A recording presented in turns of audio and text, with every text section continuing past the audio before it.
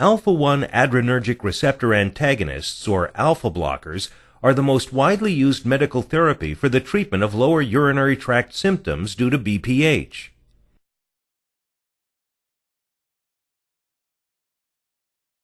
These agents work by binding to alpha-1 adrenergic receptors in the bladder neck and prostate, and blocking the neurotransmitter norepinephrine from binding to the receptor.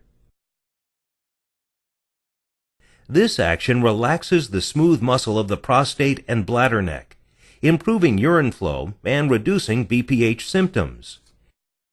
The activity and side effect profiles of alpha blockers are thought to depend largely on their selectivity for one or more of the alpha-1 receptor subtypes: alpha-1A, alpha-1D, and alpha-1B. The three receptor subtypes, though related, are structurally distinct. Alpha-1 adrenergic receptors are distributed and expressed in many tissues throughout the body. In prostate tissue, particularly BPH tissue, the alpha-1A receptor predominates. The alpha-1D receptor subtype is predominant in the spinal cord, bladder, and nasal passages, while the primary receptors expressed in the peripheral vasculature are alpha-1B receptors.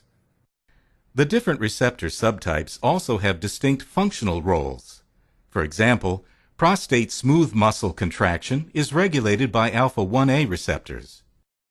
Alpha-1D receptors in the spinal cord are thought to play a role in bladder overactivity or storage symptoms, while contraction of smooth muscle in the blood vessels, and hence blood pressure, is regulated primarily by alpha-1B receptors. Urorec is the uniquely selective alpha blocker. In vitro studies demonstrated that Urorec has a high affinity for alpha-1A receptors, moderate affinity for alpha-1D receptors, and a low affinity for alpha-1B receptors. Due to Urorec's mechanism of action and its high affinity and selectivity for alpha-1A receptors in the prostate and urinary tract. Urorec causes the smooth muscle in these tissues to relax, so that it works quickly and effectively to improve urine flow and relieve the symptoms of BPH.